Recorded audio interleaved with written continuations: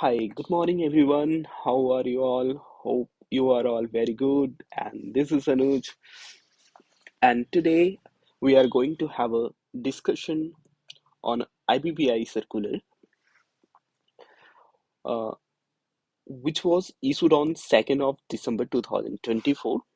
And as you can see here, this is the date of issue of the circulars, and this is the circular number IBBI slash LIQ slash 79 2024. So this is the circular number, right? 2nd January को 2nd December 2024 को circular issue किया, and this is the circular number and this is the addressee of the circulars. सभी insolvency professional को दी गई है, recognize insolvency professional entities को दिया गया है, all registered professional agencies को दिया गया है by email address and issued on the website of the IBBI. Now let's see what is the subject for which this circular was issued by the IBBI.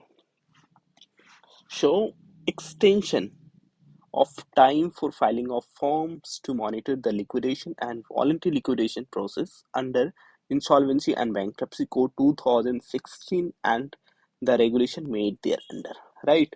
तो basically इस circular में time को extend किया गया है, कौन सी time, तो इसके ऊपर हम लोग बात करते हैं थोड़ा सा।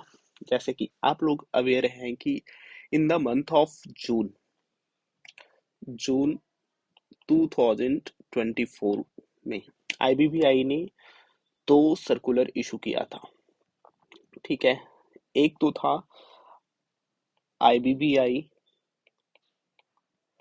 LIQ 73 2024 एंड दूसरा था आईबीबीआई LIQ 74 2020, राइट।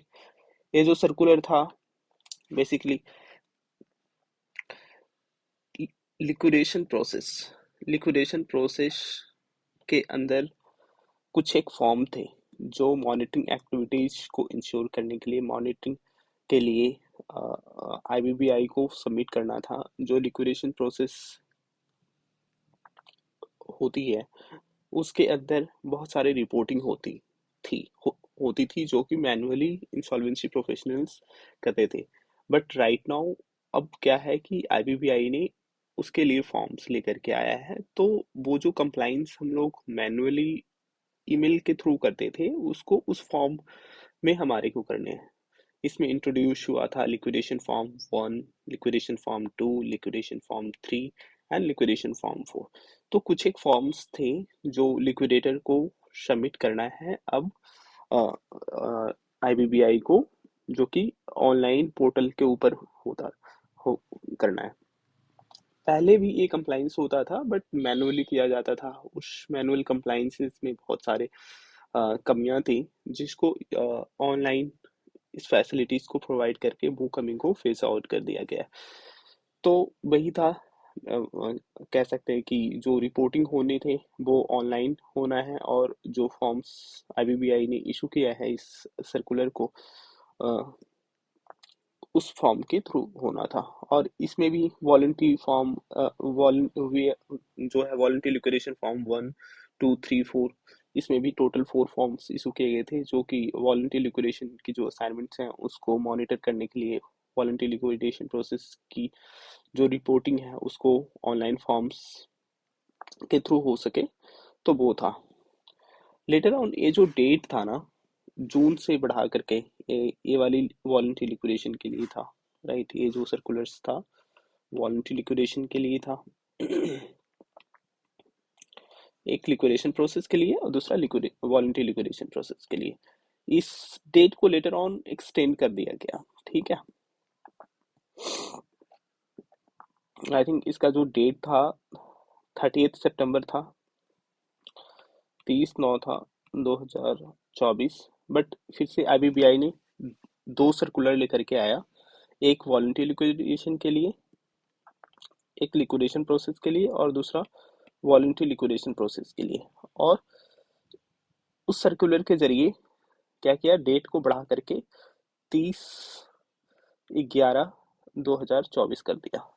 ठीक है, तो कि जो भी स्टेक होल्डर्स हैं उसको 30 नवंबर 2024 तक आप अपना सभी फॉर्म्स को सबमिट कर दें, क्योंकि बेसिकली इसमें टाइम इसलिए दिया जा रहा है कि आईबीबीआई का कहना है कि जो ऑन गोइंग असाइनमेंट्स हैं उसका तो आप कंप्लाइंस करते रहोगे, बट आपने जो असाइनमेंट्स को कंप्लीट कर दिया है, जो क्लोज हो चुकी है प्रोसेस, चाहे वो वॉलंटरी लिक्विडेशन प्रोसेस हो चाहे लिक्विडेशन प्रोसेस हो, जो प्रोसेस क्लोज हो गया है ना, उस प्रोसेस का भी फॉर्म्स फाइल करने हैं, चाहे वो वॉलंटरी लिक्विडेशन प्रोसेस का हो या लिक्विडेशन प्रोसेस का हो।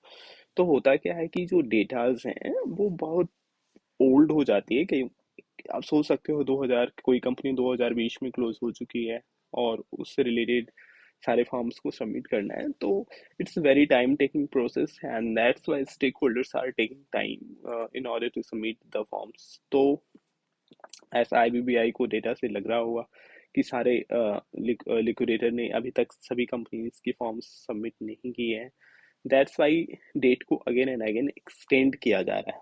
ठीक है, तो यही तमाम चीज़ें हैं जो इसमें फिर से आईबीबीआई ने डेट को एक्सटेंड किया है, और वी विल सी हियर कि जो लास्ट डेट है अब क्या एक्सटेंड करके दिया गया है, क्योंकि पहले ओरिजिनली जो था इन फॉर्म्स को सबमिट करने की डेट थी 30 सितंबर, 30 सितंबर से फिर से इसको एक्सटेंड किया गया, वो 30 नवंबर तक किया गया है, और लेटर ऑन फिर से अभी 2 दिसंबर को सर्कुलर लेकर के आया गया और इसमें फिर से डेट को एक्सटेंड की गई है। और मैंने इसके ऊपर वीडियो बनाया था जो ओरिजिनल सर्कुलर्स आई थी लिक्विडेशन फॉर्म्स को सबमिट करने का, और उसकी जो एक्सटेंशन इशू किया गया उस इसके ऊपर हमारी ऑलरेडी एक वीडियो है जिसमें हमने डिटेल डिस्कशन किया था कि फॉर्म्स को कौन कौन से फॉर्म्स हमारे को सबमिट करना है, कब करना है, तो that is also available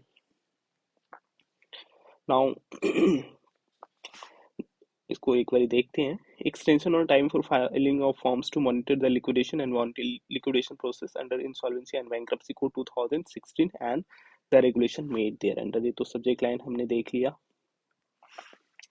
now first में क्या कहता है कि wide circular number IBBI liquidation LIQ 73 2024 and LIQ 74 2024, ये दो सर्कुलर्स हैं dated 26 June 2024।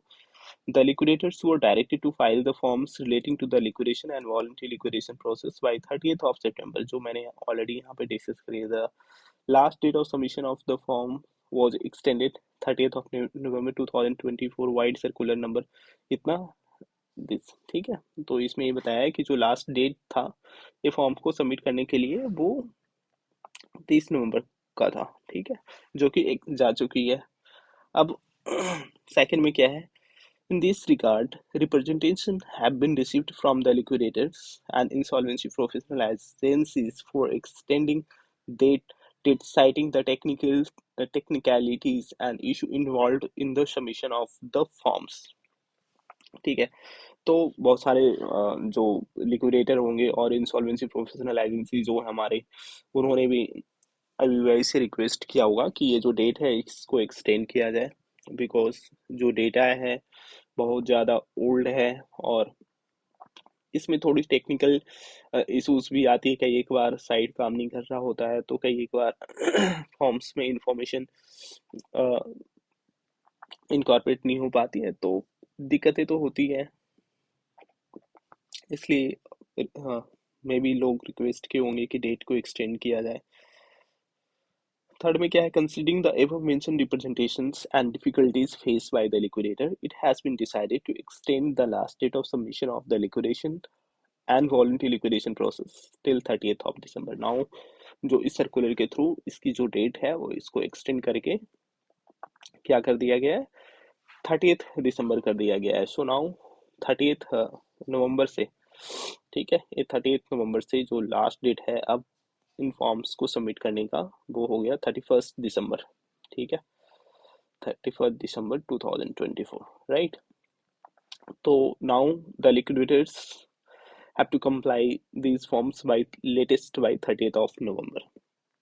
Now, it is further clarified that for ongoing liquidation and voluntary liquidation cases, the responsibility for filing the forms lie with the insolvency professional currently handling the process. Moreover, in cases where the application for the closure or dissolution has been filed or dissolution or closure order has been passed, the IPs under whosoever tenure the said application was filed or the order was process shall be responsible for filing all the forms relating to the particulars cases. तो देखो इसमें यही कहा जा रहा है कि जो आपकी ऑनगोइंग असाइनमेंट चल रही है उसको तो आप एज पर द टाइम जो मेन सर्कुलर में बताया गया है उस टाइमलाइन के हिसाब से आपको फॉर्म्स को सबमिट करने हैं, but for all those cases जहाँ पे डिजोल्यूशन एप्लीकेशन फाइल हो चुका है और ऑर्डर भी आ चुके हैं, तो उस केसेस में कह सकते हो कि आपको जो इस सर्कुलर की बेनिफिट मिल जाएगा। आप इसको लेटेस्ट 31st दिसंबर तक फाइल कीजिए, बिकॉज जो ऑन गोइंग प्रोसेस है उसमें तो कोई आपको डिफिकल्टीज है नहीं। जब टाइम आएगा फॉर्म्स की, जब ड्यू डेट होगा उसके बाद जो हमारे को सबमिट करना है उस टेन्योर में हम फॉर्म्स को सबमिट कर देंगे। But for the old assignments, concluded assignments कह सकते हो, हमारे को ये बेनिफिट्स इसका एक्सटेंशन का मिल जाएगा, क्योंकि वो डेटा ओल्ड होते हैं तो उसमें डिफ़िकल्टीज आती है। अदरवाइज जो ऑनगोइंग असाइनमेंट्स हैं आप उसको ऑन टाइम फाइल नहीं करेंगे तो आपको पेनल्टी के साथ ये फॉर्म्स को सबमिट करना पड़ेगा। ठीक है, लेट फीस के साथ आपको फॉर्म्स को सबमिट करना पड़ेगा। तो वही है। उसके बाद IBB in fifth point IBB कहता है कि सर्कुलर्स को सेक्शन 196 सबसेक्शन 1 के तहत इशू किया गया है। So basically this section 196 is granting authority to the IBBI for issuing the circulars. So this was the entire thing of this circular. In nutshell, we can say that कि in the month of June 2024 IBBI ने दो circulars को issue किया था। इन circulars में एक तो जो था लिक्विडेशन प्रोसेस के लिए था और दूसरा था वॉलंटरी लिक्विडेशन प्रोसेस। इस सर्कुलर्स में आईबीबीआई ने हमारे को बताया था कि जो लिक्विडेशन प्रोसेस है और वॉलंटरी लिक्विडेशन प्रोसेस है उसमें मॉनिटरिंग को इंश्योर करने के लिए जो आप लोग ईमेल के थ्रू कंप्लाइंसेस करते थे, जो रिपोर्ट्स बनाते थे वो आईबीबीआई को ईमेल के थ्रू देते थे, और भी अलग अलग जो डॉक्यूमेंट्स होता था ईमेल के थ्रू देते थे। प्रोग्रेस रिपोर्ट हो, चाहे वो प्रिलिमिनरी रिपोर्ट हो, एसएसएल रिपोर्ट हो, टाइम टू टाइम आईबीबीआई को ईमेल के थ्रू दी जाती थी। Now IBBI designed a separate forms, उस फॉर्म्स के अंदर ही रिपोर्टिंग किया जाएगा। उसके लिए टाइमलाइंस बताई गई है, उस टाइमलाइन पे आपको फॉर्म्स को सबमिट करना है। आप फॉर्म्स को ऑन टाइम नहीं करते हो तो फॉर्म को सबमिट कर सकते हो आप लेट फी के साथ, राइट। तो ये जो फॉर्म्स का लास्ट डेट था ओरिजिनल सर्कुलर में वो हमारा 30th of September 2024 को था। Later on IBBI extended this date, और एक्सटेंडेड डेट को 30 नवंबर रखा गया था। फिर अभी recently on 2nd of December 2024 को आईबीबीआई ने एक सर्कुलर इशू किया, because there were certain representations from the liquidator as well as the insolvency professional agencies before the IBBI for extending the date, because there is this certain technical glitches and technicalities due to which they are not able to fill the forms within the time of the 30th November 2024. So they need some date for filing the forms. Keeping in view, IBBI extended the date of the submitting the forms latest by 31st November 2024. So guys ये हमारा overall circular था जो कि 2nd of December 2024 को आईबीपीआई ने issue की। So thank you very much for watching this videos and hopeful ये discussion आप लोगों के लिए यूजफुल होगा। Thank you guys.